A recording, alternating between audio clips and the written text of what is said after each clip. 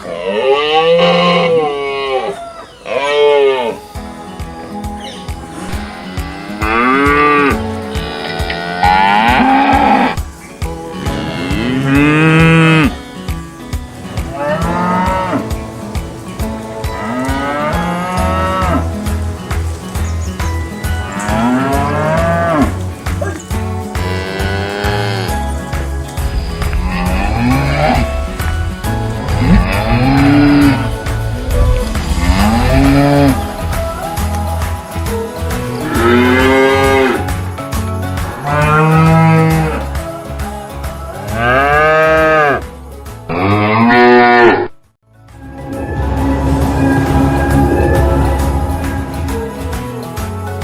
Friends, welcome to the ನಮ್ಮ Kotturu YouTube channel. ನಾವಿವತ್ತು ಸಂಡೂರಲ್ಲಿದ್ದೀವಿ, ಒಂದು ಡೈರಿ ಫಾರ್ಮಲ್ಲಿ. ಆಕಳನ್ನ ಯಾವ ಥರ ಮೇಂಟೆನೆನ್ಸ್ ಮಾಡ್ತಾರೆ ಮತ್ತು ಅದರ ಫುಡ್ ಹೇಗೆ ಮೇಂಟೆನೆನ್ಸ್ ಮಾಡ್ತಾರೆ, ಅದರ ರೋಗ ಲಕ್ಷಣಗಳು ಏನು, ಆ ಥರ ಡೈರಿ ಮೇಂಟೆನೆನ್ಸ್ ಯಾವ ಥರ ಬಜೆಟಿಂದ ಸ್ಟಾರ್ಟ್ ಮಾಡ್ತಾರೆ ಅನ್ನೋದನ್ನ ನಾವು ತಿಳ್ಕೊಳ್ಳೋಣ ಬನ್ನಿ. ಇದು ಒಂದು ಡೇ ಓಲ್ಡ್ ಕಾಫ್ ಇದು, ಅಂದರೆ ಒಂದು ದಿನ ಕರು, ಅಂದರೆ ನಿನ್ನೆ ಕರು ಹಾಕಿದ್ದೀನಿ. 11:10 ಹಾಕಿದೆ ಕರು, ಫೀಮೇಲ್ ಕಾಫ್ ಇದು. ಇದಕ್ಕೆ ಬಂದು ಪರ್ ಟೈಮ್ಗೆ 2 ಲೀಟ್ರ್ ಮಿಲ್ಕ್ ಕೊಡಬೇಕು. ಅದಕ್ಕೆ body depend upon body weight. ಇದು ಬಾಡಿ ವೆಯ್ಟ್ ಬಂದು ಇದಕ್ಕೆ ಕಡಿಮೆ ಅಂದರೆ ಕೂಡ 20 ರಿಂದ 22 kg ಬರುತ್ತೆ. ಪ್ರತಿ 10 kg ಬಾಡಿ ವೆಯ್ಟ್ಗೆ 1 ಲೀಟ್ರ್ ಅಂತ ಕೊಡಬೇಕು ನಾವು ಮಿಲ್ಕನ್ನು. ಆಯಿತಾ, 20 ರಿಂದ 22 kg ಅಂದರೆ 2.5 ಲೀಟ್ರ್ ಪರ್ ಟೈಮ್ ಕೊಡಬೇಕು ಅದಕ್ಕೆ. Morning 2.5, evening 2.5, totally 4 to 5 litres per day ಮಿಲ್ಕನ್ನು ಇದಕ್ಕೆ ಕೊಡಬೇಕು. ಹಾಗಾದ್ರೆ ಮಾತ್ರ ಇದು ಬಾಡಿ ವೆಯ್ಟ್ಗೆ ಏಜ್ಗೆ ಕರೆಕ್ಟಾಗಿ ಇದಾಗ್ತದೆ. ಆಮೇಲೆ 5 to 6 ಡೇಸ್ ಆದ ನಂತರ ಒಂದ್ಸರಿ ಡಿವೋರಿಂಗ್ ಮಾಡಬೇಕು, ಅಂದರೆ ಜಂತುಹುಳು ನಾಶಕ ಅಂತ ಹೇಳ್ತೀವಿ, ಅದನ್ನು ಕೊಡಲೇಬೇಕು ಕಂಪಲ್ಸರಿ. ಆಮೇಲೆ ಎವ್ರಿ 1 week 1 time, ಅಂದರೆ 6 monthsವರೆಗೆ ಕೊಡಬೇಕು. ಅಂದರೆ ಯಾವುದೋ ಪೈಪರಿಜಿನ್ ಅಂತ ಬರುತ್ತೆ, ಫೆಂಬೆಂಡಜೋಲ್ ಅಂತ ಬರುತ್ತೆ, ಆಲ್ಬೆಂಡಜೋಲ್ ಅಂತ ಬರುತ್ತೆ, ಅದನ್ನು ಕೊಡಬೇಕು. ಕೊಟ್ಟ ನಂತರ 2 monthsವರೆಗೂ ಇದಕ್ಕೆ ನಾವು ಮಿಲ್ಕಿಂಗನ್ನು ಫೀಡಿಂಗ್ ಮಾಡಬೇಕು. ಇದನ್ನು ನಾವು ಬಂದು ಹಸುಗಳ ಹತ್ರ ಬಿಡಲ್ಲ, ನಾವು ಹಸುಗಳ ಕೆಚಲಿಗೆ ಬಿಡಲ್ಲ. ಇನ್ನು ನಾವು ಇಲ್ಲೇ ಬಂದು ಈ ಥರ ಸಕ್ಲಿಂಗ್ ಮಾಡಿ ಬಿಡ್ತೇವೆ. ನಾವು ಅಲ್ಲಿ ಬಕೆಟ್ ಇದೆ, ಸಣ್ಣ ಬಕೆಟ್ ಬಕೆಟ್ನಲ್ಲಿ ಹಾಕಿ ಫೀಡಿಂಗ್ ಮಾಡ್ತೇವೆ ನಾವು. ಇದನ್ನು ನಾವು ಯಾವುದೇ ಕಾರಣಕ್ಕೂ ತಾಯಿ ಕೆಚಲಿಗೆ ಬಿಡಲ್ಲ. ತಾಯಿ ಕೆಚಲಿಗೆ ಬಿಡಲ್ಲ. ಯಾಕೆ ಬಿಡಲ್ಲ ಅಂತ ಹೇಳಿದ್ರೆ, ಇದರ ತಾಯಿ ಎಷ್ಟು ಹಾಲು ಕೊಡುತ್ತಂತ ಗೊತ್ತಾಗಲ್ಲ, ನಮಗೆ ನಿಖರವಾಗಿ ಗೊತ್ತಾಗಲ್ಲ. ಆಮೇಲೆ ಇದ್ರ ಏಜ್ ಸರಿಯಾಗಿ ಅದು ಹಾಲು ಕುಡಿಯುತ್ತೆ ಅಂತೇಳಿ ಗೊತ್ತಾಗಲ್ಲ. ಸೊ ಅದಕ್ಕಾಗಿ ನಾವೇನು ಮಾಡ್ಬೇಕಂದ್ರೆ ಅಪ್ರಾಕ್ಸಿಮೇಟ್ಲಿ ಬಾಡಿ ವೆಯ್ಟು ಮತ್ತು ಇದ್ರ ಮೇಲೆ ನಾವು ಕ್ಯಾಲ್ಕುಲೇಷನ್ ಮಾಡಿ ಕೊಡಬೇಕು ಹಾಲನ್ನ. ಹಾಗಾದ್ರೆ ಮಾತ್ರ ಗ್ರೋತ್ ಪ್ರಮಾಣ ಅದು ಚೆನ್ನಾಗಿ ಬರುತ್ತೆ, ಮುಂದೆ ಬೆಳವಣಿಗೆ ಕೂಡ ಚೆನ್ನಾಗಿರುತ್ತೆ. ಸರ್, ನಿಮ್ಮ ಹಿನ್ನೆಲೆ ಏನಾದರೂ ಹೇಳ್ತೀರಾ ಇದ್ರ ಬಗ್ಗೆ? ನೀವು ಏನಾದರೂ ಸ್ಟಡಿ ಮಾಡಿದ್ರಿ ಇದ್ರ ಬಗ್ಗೆ? ನಾವು ಡಿಪ್ಲೊಮಾ ಇನ್ ಡೈರಿ ಟೆಕ್ನಾಲಜಿ ಅಂತ ಹೇಳಿ ಇದು ಮಾಡಿದ್ವಿ. ಅಂದರೆ ನಿಮ್ಮ ತಂದೆಯವರಾಗಲಿ ನಿಮ್ಮ ತಾತವರಾಗಲಿ ಈ ಥರ ಏನಾದರೂ ಡೈರಿ ಮಾಡಿದ್ರಾ? ಇಲ್ಲಾಂದ್ರೆ ಹಸುಗಳನ್ನೇ? ಇದು ರೈತರು. ಓಕೆ, ಎಲ್ಲರೂ ಕೂಡ ರೈತರು. ಹೌದಾ? ಓಕೆ. ಅಂದರೆ ಡೈರಿ ಫಾರ್ಮ್ ಅಂದರೆ ಇದು ಯಾವ ಥರ ನೀವು ಸ್ಟಡಿ ಮಾಡಿದ್ರಿ? ಅಂದರೆ ಅದು ಡಿಗ್ರಿನಾ ಯಾವ ಥರ? Degree equal degree. ಓಕೆ. ಎಲ್ಲಿ ಸ್ಟಡಿ ಮಾಡಿದ್ರಿ ನೀವು? ಧರ್ಮಸ್ಥಳ ಮಂಜುನಾಥೇಶ್ವರ ಕಾಲೇಜ್ ಅಂತ ಹೇಳಿ, ಓಕೆ, ಧರ್ಮಸ್ಥಳ ಹತ್ರ ಉಜಿರೆ. ಓಕೆ. ನಮ್ಮ ಇಂಡಿಯನ್ ಬ್ರೀಡ್ ಇದು. ಸೊ ಎಲ್ಲ ವೆದರಿಗೂ ಕೂಡ ಇದು ಹೊಂದಾಣಿಕೆಯಾಗಿ ಹೋಗುತ್ತೆ. ಆಮೇಲೆ ಆಂಟಿಬಯೋಟಿಕ್ ಜಾಸ್ತಿ ಇರೋದು ಇದರೊಳಗೆ. ಯಾವುದೇ ರೋಗ ನಿರೋಧಕ ಶಕ್ತಿ ಮಾಡ್ತೀವಿ, ಈ ಥರ ಇದು ಮಾಡಿದಾಗ ಅದು ಸಕ್ ಮಾಡುತ್ತದೆ. ಸಕ್ ಮಾಡಿದ ತಾನೇ 1 or 2 days ಮಾತ್ರ ಈ ಥರ ನಾವು ಇದು ಮಾಡ್ತೀವಿ, ಅದಕ್ಕೆ ಅಪ್ರೋಚ್ ಮಾಡ್ತೀವಿ. ಅಪ್ರೋಚ್ ಮಾಡಿದ ನಂತರ ತನ್ನಷ್ಟು ತಾನೇ ಬಕೆಟ್ನಲ್ಲಿ ಇದು ಮಾಡಿದಾಗ ಅದು ಕುಡಿಯುತ್ತದೆ. ನೋಡಿ, ಇದು ಅದು 2 to 3 days ಕಾಫ್ಸ್. ಅದು ಇದು ಒಂದು 1 week ಕಾಫ್, ಅಂದರೆ 1 week ಆಗಿದೆ ಇದು ಡೆಲಿವರಿ ಆಗಿ. ಸೊ ಇದು ಕೂಡ 2 to 1.5 ಲೀಟರ್ ಪರ್ ಟೈಮಿಗೆ ಕೊಡ್ತೀವಿ ನಾವು ಮಿಲ್ಕನ್ನು. 2 times ಅಂದರೆ 5 ಲೀಟರ್ಸ್ ಇದಕ್ಕೆ ಕೊಡ್ತೀವಿ ನಾವು. ಅಂದರೆ ಇದಕ್ಕೆ ಮಿಲ್ಕ್ ಬಿಟ್ಟರೆ ಬೇರೆ ಏನು? ಮಿಲ್ಕ್ ಬಿಟ್ಟರೆ ಫಸ್ಟ್ 2 months ಮಿಲ್ಕನ್ನೇ ಕೊಡ್ತೀವಿ ನಾವು. ಓಕೆ. 45 ಡೇಸ್ವರೆಗೆ ಮಿಲ್ಕನ್ನೇ ಕೊಡ್ತೀವಿ. 45 days ಆದ ನಂತರ ಕಾನ್ಸಂಟ್ರೇಷನ್ ಕೊಡ್ತೀವಿ. ಕಾನ್ಸಂಟ್ರೇಷನ್ ಅಂದರೆ ಅದು ಹೇಳ್ತಾರೆ ಅವ್ರನ್ನ, ಮೈಸು, ಜೋವರು, ಆಮೇಲೆ ವೀಟ್ ಬ್ರಾನು ಇದೆಲ್ಲ ಮಿಕ್ಸ್ಚರ್ ಮಾಡಿ ನಮ್ಮಲ್ಲಿ ಕಾನ್ಸಂಟ್ರೇಷನ್ ನಮ್ಮದೇ ಒಂದು ಫೀಲ್ಡ್ ಮಿಲ್ ಇದೆ. ಸೊ ಅದರಲ್ಲಿ ನಾವು ಇದು ಮಾಡಿ ಕೊಡ್ತೇವೆ. 10 days calf, 10 days calf female calf. ಇದು ಕೂಡ 2.5 ಲೀಟರ್ ಪರ್ ಡ್ರೈ ಮಿಲ್ಕ್ ಕೊಡ್ತೀವಿ ನಾವು. ಅದೇ 2 times ಅಂದರೆ 5 ಲೀಟರ್ಸ್ ಇದಕ್ಕೆ ಡೈಲಿ ಇದು ಮಾಡ್ತೀವಿ. ನೆಕ್ಸ್ಟ್ ಇದಾಗಲೇ ಗ್ರಾಸನ್ನು ಇದು ಮಾಡ್ತೀವಿ, ಅಂದರೆ ಹುಲ್ಲನ್ನು ತಿಂತಾ ಇದ್ದೀವಿ. ಹುಲ್ಲನ್ನು ತಿಂದು ಸ್ಟಾರ್ಟ್ ಮಾಡಿದ್ಮೇಲೆ ಸ್ವಲ್ಪ ಸ್ವಲ್ಪ ಹಾಲಿನ ಪ್ರಮಾಣ ಕಡಿಮೆ ಮಾಡ್ತಾ ಬರ್ತೀವಿ ನಾವು. ಅಂದರೆ ಇವಕ್ಕೆ ಡೈಜೆಸ್ಟ್ ಆಗಕ್ಕೆ ಅಂದರೆ ಒಂದು ಸ್ವಲ್ಪ ಟೈಮ್ ತಗೊಂತದಲ್ಲ. ಹೌದು, ಡೈಜೆಷನ್ ಅಂದರೆ 15 ಡೇಸ್ನಲ್ಲಿ ಡೈಜೆಷನ್ ಸ್ವಲ್ಪ ಕಡಿಮೆ ಇರುತ್ತೆ. ಓಕೆ. ಸೊ ಆ 15 ಡೇಸ್ ಆಫ್ಟರ್ 15 ಡೇಸ್ ಅಂದರೆ ತನ್ನಷ್ಟೇ ತಾನೇ ಅದು ಗ್ರಾಸನ್ನು ತಿನ್ನಕ್ಕೆ ಶುರು ಮಾಡ್ತದೆ ಅದು. ಅಂದರೆ ಅದು ಡೈಜೆಸ್ಟಿವ್ ಇದು ಬಂದಾಗ ಆಗ ತನ್ನಷ್ಟೇ ತಾನೇ ಅದು ಹುಲ್ಲನ್ನು ತಿನ್ನುತ್ತದೆ.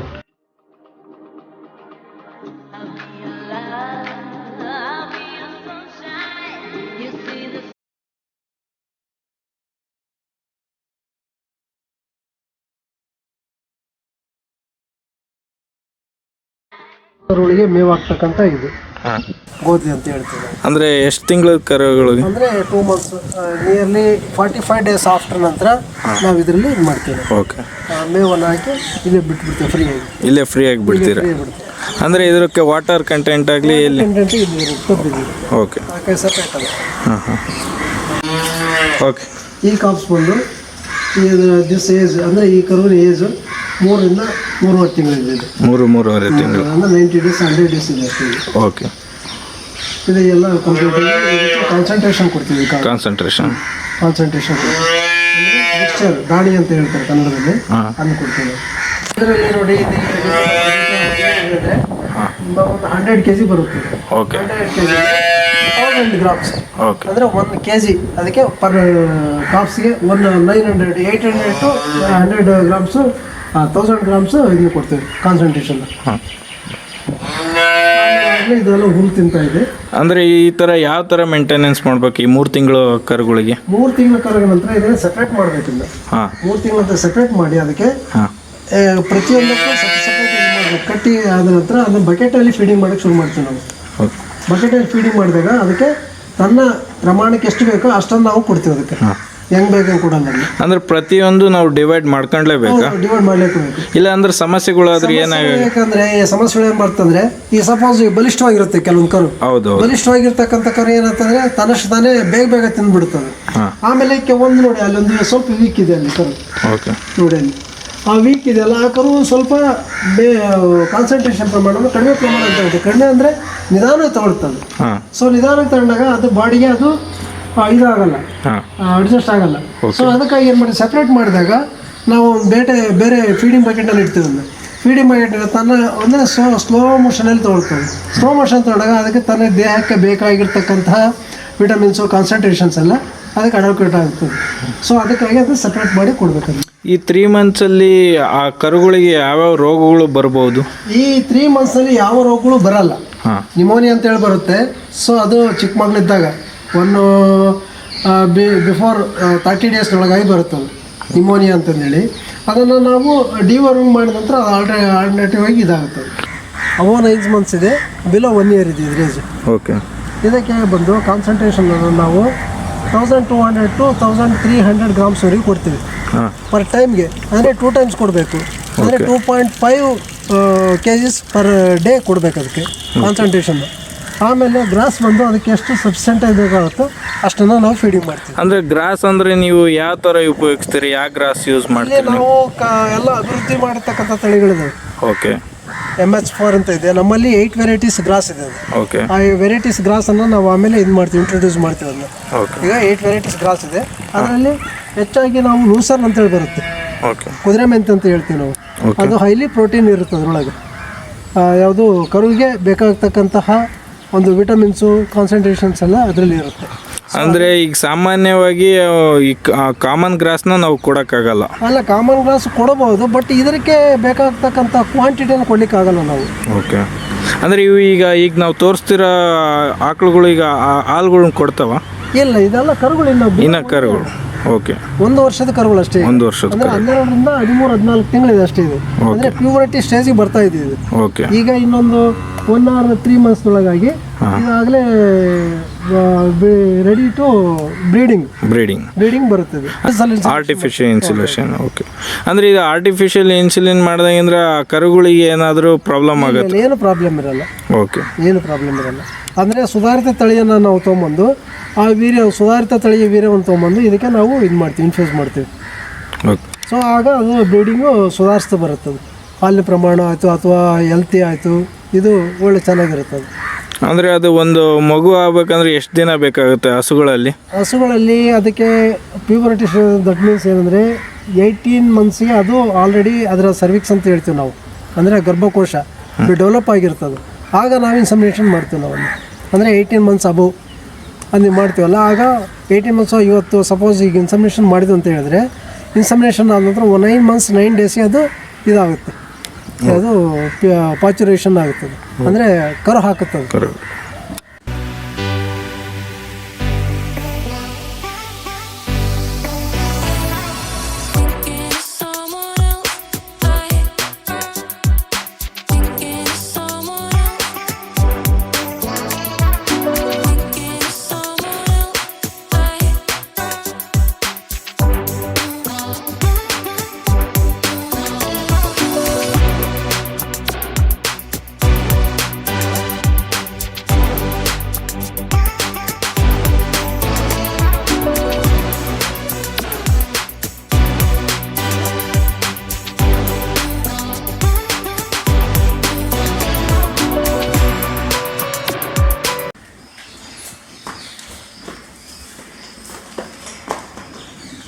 ಇದು ಬಂದು ಎಲ್ಲ 16 ಮಂತ್ಸ್ ಅಬೌವ್ ಇರ್ತಕ್ಕಂಥ ಈಫರ್ಸ್ ಅಂತ ಹೇಳ್ತೀವಿ ನಾವು. ಆಗಲೇ 16 ಮಂತ್ಸ್ ಅಬೌವ್ ಆಯ್ತಂದರೆ ಈಫರ್ ಅಂತ ಹೇಳ್ತೀವಿ, ಅಂದರೆ ಮೊಳಕೆಗಳು ಅಂತ ಹೇಳ್ತೀವಿ.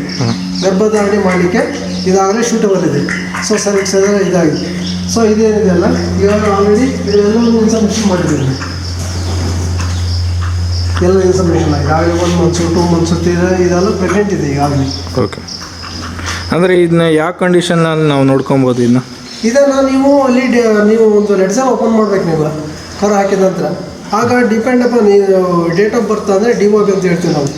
ಆ ಡೇಟ್ ಆಫ್ ಬರ್ತನ್ನು ನೋಡಿ ಆಗ ನೀವು 16 ಮಂತ್ಸ್ ಆದ ನಂತರ ಆಗ ನೀವು ತಜ್ಞರ ಹತ್ರ ಅದನ್ನ ಚೆಕ್ ಮಾಡಿಸ್ಬೇಕು, ಯಾವುದೆಲ್ಲ ಸರ್ವಿಕ್ಸು ಪ್ಯೂಬರಿಟಿ ಸ್ಟೇಜಿಗೆ ಬಂದಿದೆ ಅಂದಾಗ ನಾವಾಗ ಇನ್ಸಮಿನೇಷನ್ಗೆ ಇದು ಮಾಡ್ತೀವಿ ನಾವು. ನೆಕ್ಸ್ಟ್ ಅದು ಇ ಟಿ ಬರುತ್ತೆ, ಅದು ಅಂದರೆ ಬೆದೆ ಬರುತ್ತೆ. ಬೆದೆ ಬಂದಾಗ ಇನ್ಸಮಿನೇಷನ್ ಮಾಡ್ತೀವಿ. ಅಂದರೆ ಈ ಪ್ರೆಗ್ನೆನ್ಸಿ ಟೈಮಲ್ಲಿ ಯಾವ ಥರ ನೋಡ್ಕೊಬೇಕು ನಾವು ಆಕಳನ್ನು?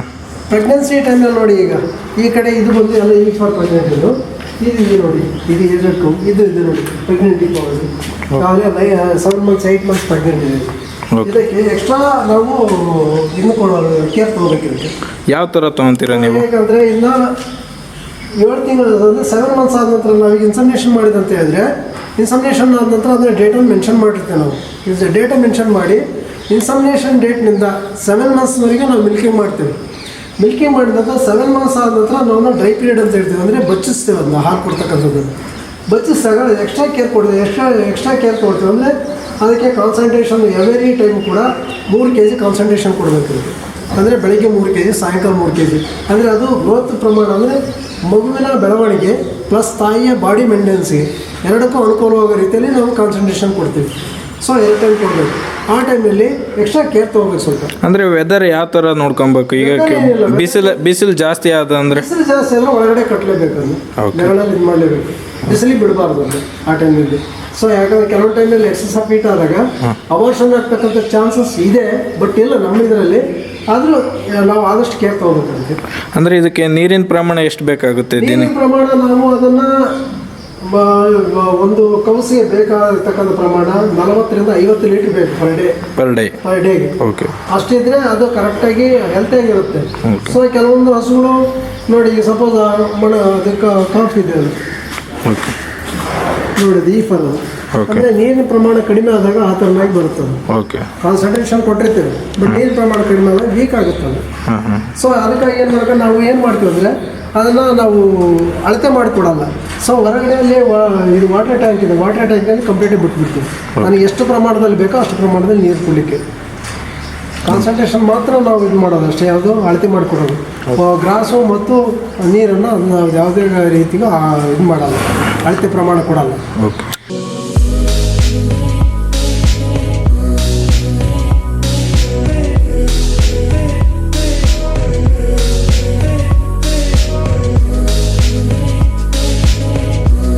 ಡೈರಿ ಫಾರಮ್ ಮಾಡಬೇಕಂದ್ರೆ ಸ್ಟಾರ್ಟಿಂಗಿಂದ ನಾವು ಯಾವ ಥರ ವ್ಯವಸ್ಥೆ ಮಾಡ್ಕೊಬೇಕು? ವ್ಯವಸ್ಥೆ ನಿಮ್ಮಲ್ಲಿ ಏನಾದರೂ ಸ್ವಂತ ಜಮೀನು ಅಥವಾ ಏನಾದರೂ ಇದ್ದರೆ, ಒಂದು ಸಪೋಸ್ ಒಂದು 10 ಕೌಸು ನೀವು ಸಾಕಬೇಕನ್ನೋದಾದರೆ ಒಂದು ಅರ್ಧ ಎಕರೆಯಿಂದ 1 ಎಕರೆ ಇದು ಯಾವುದು ಸುಧಾರಿತ ತಳಿ ಮೇವನ್ನು ಬೆಳೆಸಬೇಕು.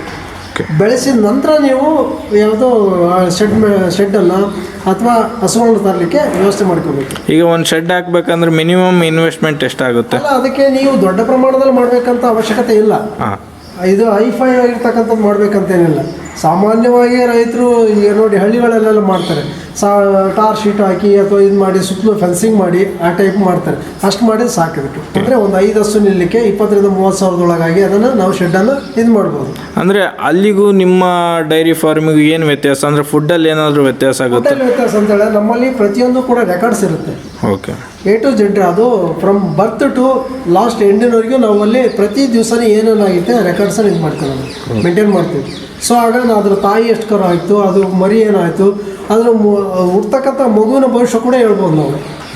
ಆ ಪ್ರಮಾಣದಲ್ಲಿ ಇರ್ತದೆ. ಅಂದರೆ ನಾವು ಹೇಗೆ ಮೇಂಟೆನೆನ್ಸ್ ಮಾಡ್ಕೊಂತ ಹೋಗ್ತೀವೋ ಅಷ್ಟು ಆದಾಯ ಚೆನ್ನಾಗಿ ನಾವು ಗಳಿಸ್ಬೋದು.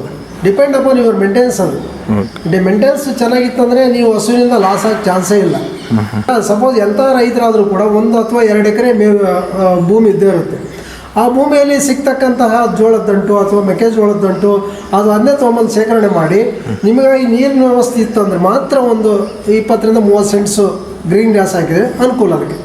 ಅಂದರೆ ನಿಮಗೆ ಗೌರ್ಮೆಂಟಿಂದ ಯಾವ್ದಾದ್ರು ಸವಲತ್ತು ಸಿಗುತ್ತಾ? ಏನಾದರೂ ಸಬ್ಸಿಡಿ ಆಗಲಿ?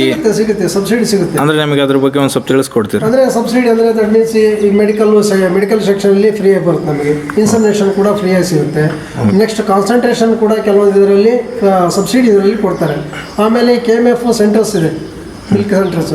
ಅಲ್ಲಿ ಹೋದರೆ ನಮಗೆ ಕಡಿಮೆ ಪ್ರಮಾಣದಲ್ಲಿ ಕಾನ್ಸಂಟ್ರೇಷನ್ ಕೊಡ್ತಾರೆ, ಕಡಿಮೆ ರೇಟ್ನಲ್ಲಿ.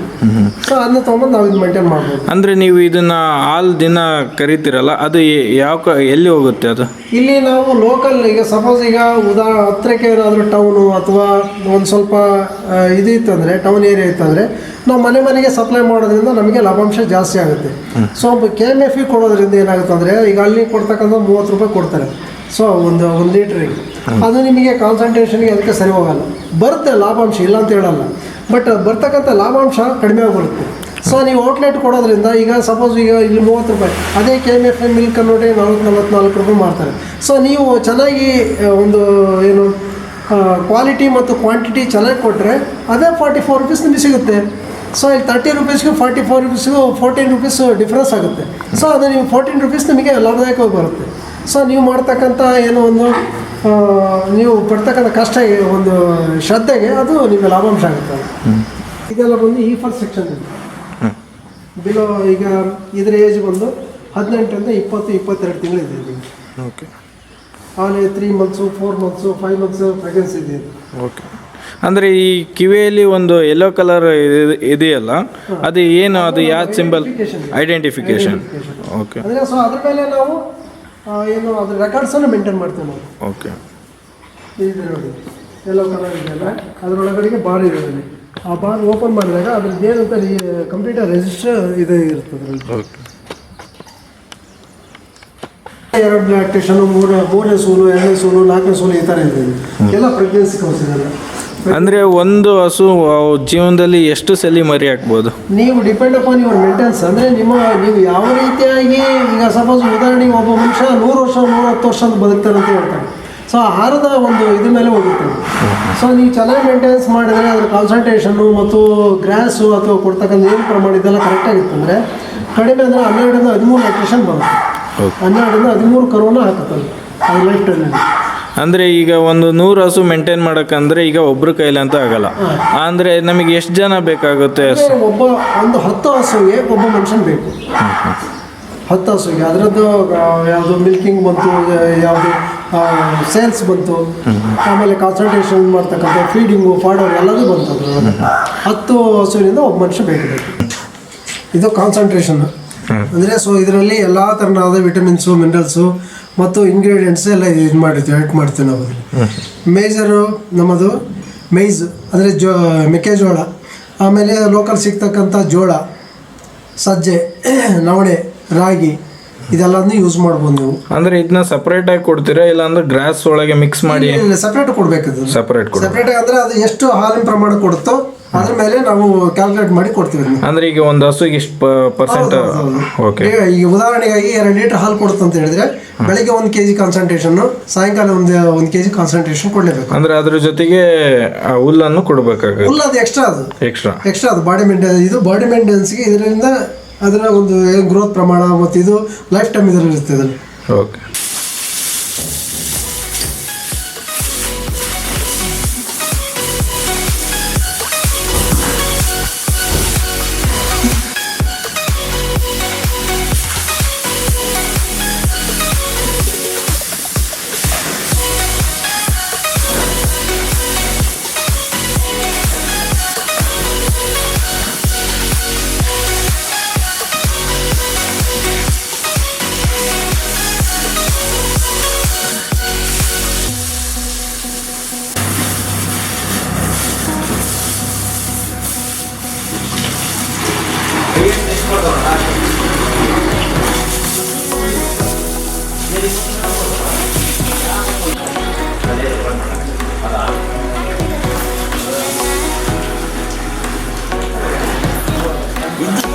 ಕೆಪಾಸಿಟಿ ಅಂದ್ರೆ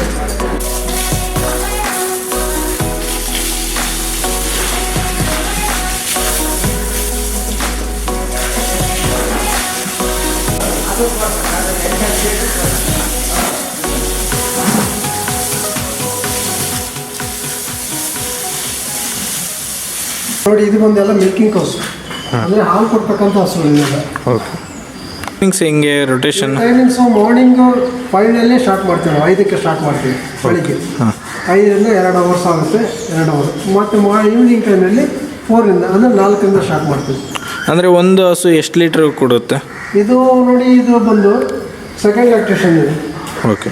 ಇದು ಜರ್ಸಿ ಕ್ರಾಸ್. ಇದು ಜರ್ಸಿ ಕ್ರಾಸ್. ಇದು ನಮ್ಮ ಇಂಡಿಯನ್ ಬ್ರೀಡ್ ಆಯ್ತಾ.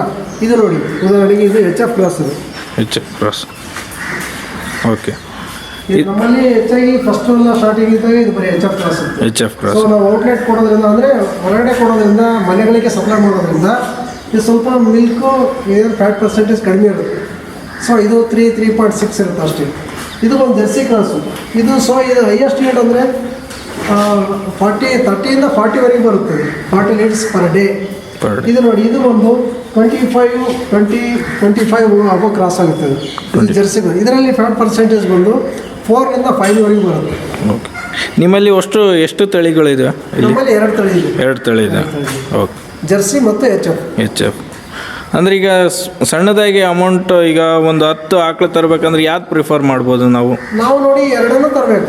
ಎರಡನ್ನೂ ತೊಗೊಂಡು ಏನಕ್ಕಂತ ಹೇಳಿದ್ರೆ ಇದು ಫ್ಯಾಟ್ ಪರ್ಸೆಂಟೇಜ್ ಲೋ ಇರುತ್ತೆ. ಓಕೆ. ಅಂದರೆ ಜಿಡ್ಡಿನ ಅಂಶ ಅಂತ ಹೇಳ್ತೀವಿ. ಜಿಡ್ಡಿನ ಅಂಶ ಕಡಿಮೆ ಇರುತ್ತೆ. 3.5 ಇರುತ್ತೆ ಅಷ್ಟೇ. ಇದು ಜರ್ಸಿ ಬಂದು ಇದು ಈಲ್ಡ್ ಕಡಿಮೆ ಇರುತ್ತೆ, ಬಟ್ ಫ್ಯಾಟ್ ಪರ್ಸೆಂಟೇಜ್ ಜಾಸ್ತಿ ಇರುತ್ತೆ. ಆಮೇಲೆ ಟೇಸ್ಟಾಗಿ ಇರುತ್ತೆ ಮಿಲ್ಕ್. ಸೊ ಥಿಕ್ನೆಸ್ ಜಾಸ್ತಿ ಇರುತ್ತೆ. ಸೊ ಹಾಗೆ ಎರಡು ಕ್ಲಬ್ ಮಾಡಿದಾಗ ನಿಮಗೆ ಈಕ್ವಲ್ ಆಗಿ ಮಾರ್ಕೆಟ್ನಲ್ಲಿ ಮೂವ್ ಮಾಡ್ಬೋದು. ನಾವು ಪ್ರತಿ 2 ಲೀಟ್ರ್ ಹಾಲು ಕೊಡ್ತಕ್ಕಂಥ ಹಸುಗೆ 1 kg ಕಾನ್ಸಂಟ್ರೇಷನ್ ಕೊಡ್ತೀವಿ ನಾವು. ಅಂದರೆ ಬೆಳಿಗ್ಗೆ 1 kg, ಸಾಯಂಕಾಲ 1 kg. ಈಕ್ವಲೆಂಟ್ 1 ಲೀಟ್ರ್ = 1 kg ಬರಬೇಕಂತ. ಸೊ ಆಗ ಬಾಡಿ ಮೇಂಟೆನೆನ್ಸು ಪ್ಲಸ್ ಅದು ಈಲ್ಡ್ಗೆ ಇದಕ್ಕೆ ಆಗ ಸಬ್ಸೆಂಟಾಗಿ ಇದಾಗುತ್ತದೆ. ಓಕೆ. ಅಂದರೆ ಅದು ವಿತ್ ಮಿಕ್ಸಿಂಗ್ ಯಾವ ಥರ ಕೊಡ್ತೀರಾ? ನೀರು ಜೊತೆ ಮಿಕ್ಸಿಂಗ್ ಕೊಡ್ತೀರಾ? ನೀರಲ್ಲಿ ಮಿಕ್ಸ್ ಮಾಡ್ಕೊಡ್ತೀವಿ. ನೀರಲ್ಲಿ ಮಿಕ್ಸ್ ಅದು ಎಷ್ಟು ಕ್ವಾಂಟಿಟಿ, ಅದು ಎಷ್ಟು ಪ್ರಮಾಣದಲ್ಲಿ ಹಾಲು ಕೊಡುತ್ತೆ ಅದನ್ನು ಫಸ್ಟು ನಾವು ಮಿಲ್ಕ್ ಮೆಜರ್ಮೆಂಟ್ ಮಾಡ್ತೀವಿ. ಅಂದರೆ ನಾಳೆ ಕಾನ್ಸಂಟ್ರೇಷನ್ ಕೊಡಬೇಕಾದ್ರೆ ಇವತ್ತೇ ಮಿಲ್ಕನ್ನು ಮೆಜರ್ಮೆಂಟ್ ಮಾಡ್ತೀವಿ ನಾವು.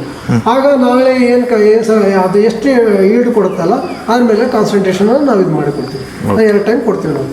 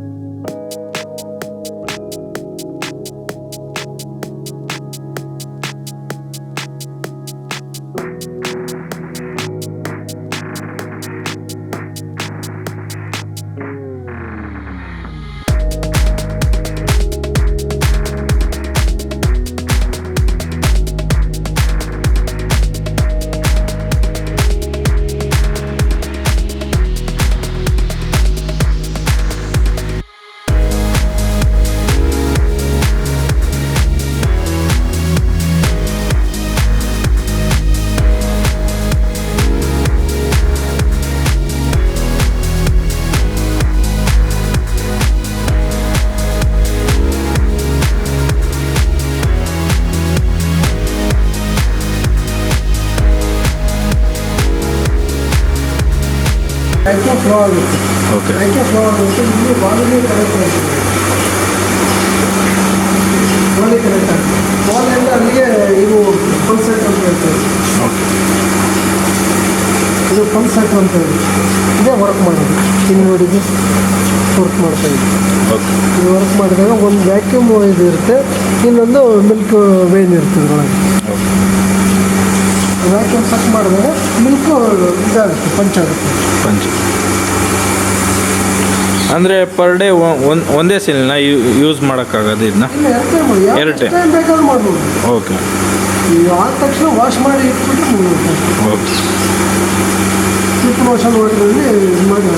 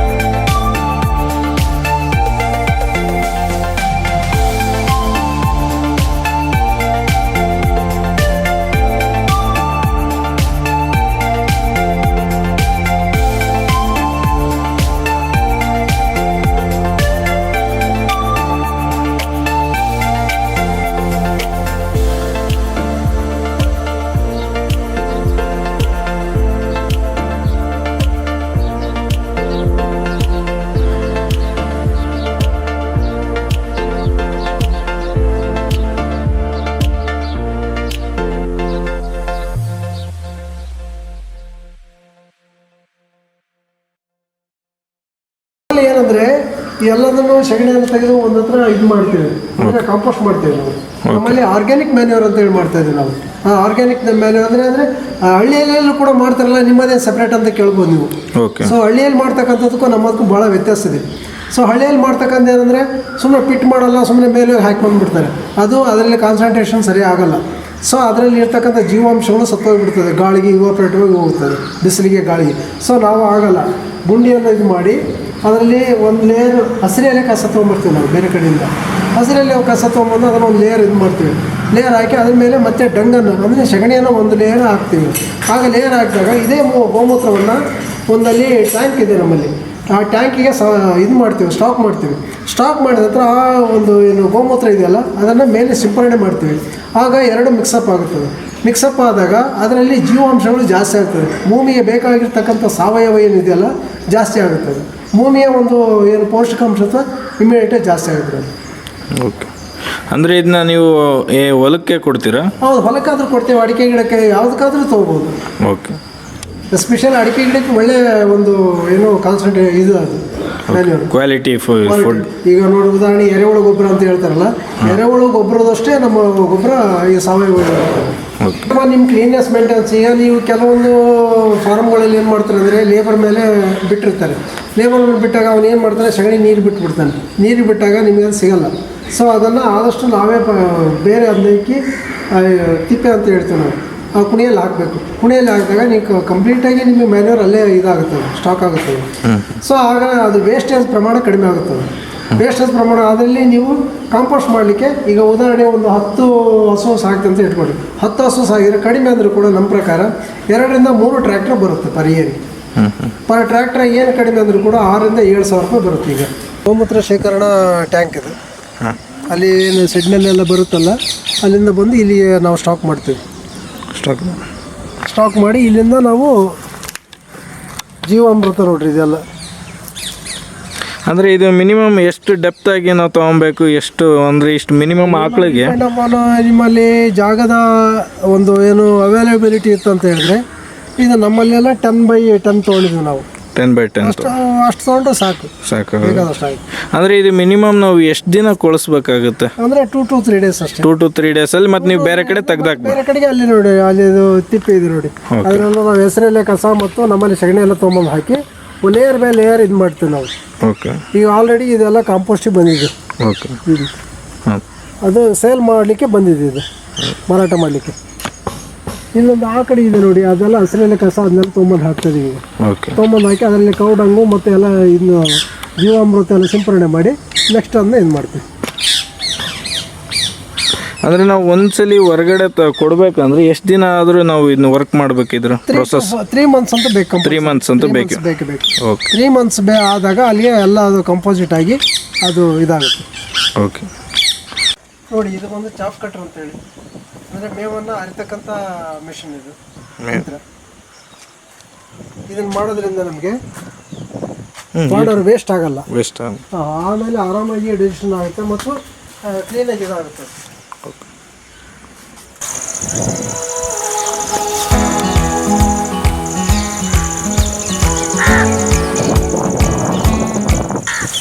ನೋಡಿ, ಇದು ಒಂದು ರೋಡ್ಸ್ ಗ್ರಾಸ್ ಅಂತೇಳಿ,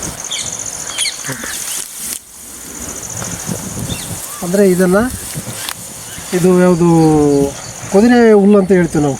ಎಸ್ಪೆಷಲಿ ರೇಸ್ ಹಾರ್ಸ್ ಇದೆಯಲ್ಲ, ರೇಸ್ ಹಾರ್ಸಿಗೆ ಉಪಯೋಗಿಸ್ತಕ್ಕಂಥ ಹುಲ್ಲು ಇದು. ಓಕೆ. ಅಂದರೆ ಅದನ್ನು ನಾವು ಇಲ್ಲಿ ಹಸುಗಳಿಗೆ ಹಾಕಿದ್ರೆ ಏನಾದರೂ ಸೈಡ್ ಎಫೆಕ್ಟ್ ಏನಾರು ಇದೆ? ಸೈಡ್ ಎಫೆಕ್ಟ್ ಏನಿಲ್ಲ, ಇದರಿಂದ ಹೈಲಿ ಪ್ರೋಟೀನ್ ಇದರೊಳಗೆ ಇರುತ್ತೆ. ಓಕೆ. ಇದ್ರ ಹೆಸರು, ಇದ್ರ ತಳಿ ಹೆಸರು ರೋಡ್ಸ್ ಗ್ರಾಸ್ ಅಂತೇಳಿ. Rhode grass. ನೋಡಿ, ಇದು ಬಂದು ಹೆಜ್ಲೂಸರ್ ಅಂತೇಳಿ. ಓಕೆ. ಪ್ರೋಟೀನ್ ಅಂಶ ಜಾಸ್ತಿ ಇರುತ್ತೆ ಇದು. ಆಮೇಲೆ ಇದನ್ನು ಹಾಕೋದ್ರಿಂದ ಈ ಫರ್ಸ್ಗೆ ಅಂದರೆ ಕರುಗಳಿಗೆ ಮತ್ತು ಮಣಕಗಳೇನಿದಾವಲ್ಲ ಬೇಗ ಈ ಹೀಟ್ ಪೊಸಿಷನಿಗೆ ಬರುತ್ತದೆ. ಓಕೆ. ಪ್ಯೂಬರ್ಟಿ ಸ್ಟೇಜಿಗೆ ಬರುತ್ತದೆ. ಇದು ಬಂದು ಗುಂಡಾಲ್ ಗಿನಿ ಗ್ರಾಸ್ ಅಂತೇಳಿ. ಗುಂಡಾಲ್ಗಿರಿ ಗಿನಿ ಗ್ರಾಸ್ ಅಂತ ಹೇಳ್ತೀವಿ ನಾವು. ಓಕೆ. ಇದು ಸುಧಾರಿತ ತಳಿನೇ ಇರೋದು. ಅಂದರೆ ಇದು ಎಷ್ಟು ದಿನಕ್ಕೆ ಬರುತ್ತೆ ನಮಗೆ ಗ್ರಾಸ್? ಅಂದರೆ ಪ್ರತಿ ಕಟಾವಿನ ನಂತರ ನಾವು ಇದಕ್ಕೆ ಆರ್ಗ್ಯಾನಿಕ್ ಮ್ಯಾನ್ಯೂರ್ ಇದು ಮಾಡ್ತೀವಿ ನಾವು. ಪೌಡ್ರಿ ಮ್ಯಾನ್ಯೂರ್ ಅಥವಾ ನಮ್ಮಲ್ಲಿ ಸಾವಯವ ಗೊಬ್ಬರ ಇದೆಯಲ್ಲ ಅದನ್ನು ನಾವು ಸಿಂಪರಣೆ ಮಾಡ್ತೀವಿ. ಅಂದರೆ ಇದಕ್ಕೆ ಬೀಜ ಸಿಗ್ತತಾ ಏನಾದರೂ? ಬೀಜನೂ ಬರುತ್ತೆ, ಪ್ಲಸ್ ರೂಟ್ಸು ಬರುತ್ತೆ. ರೂಟ್ಸು ಬರುತ್ತೆ. ಅಂದರೆ ಪರ್ ಎಷ್ಟು 12 ಡೇಸ್ಗೆ ಹಂಗೆ ಬರುತ್ತಾ? ಇಲ್ಲ, ಪರ್ 45 ಡೇಸ್ಗೆ ಪ್ರತಿ 45 ದಿವಸಕ್ಕೆ ಒಂದ್ಸರಿ ಕಟಾವು ಬರುತ್ತೆ. 45 ದಿವಸಕ್ಕೊಮ್ಮೆ ಕಟಾವು ಬರುತ್ತೆ. ಪ್ರತಿ ವಾರಕ್ಕೊಂದ್ಸರಿ ನೀವು ನೀರು ಕೊಟ್ಟರೆ ಸಾಕು. ವಾರಕ್ಕೊಂದ್ಸಲಿ? ಓಕೆ. ಹಾಂ. ಇದು ಬಂದು FS29 ಅಂತಂತೇಳಿ.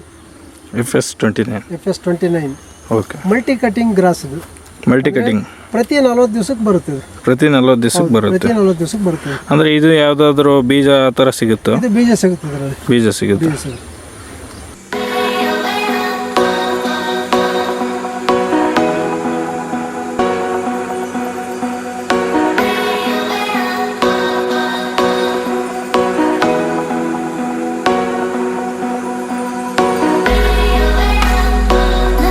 ಪ್ರತಿ ದಿವಸ ಪ್ರತಿಯೊಬ್ಬರಿಗೂ ಸರ್ಕಾರದವರು ನೌಕರಿ ಕೊಡಲಿಕ್ಕಾಗಲ್ಲ.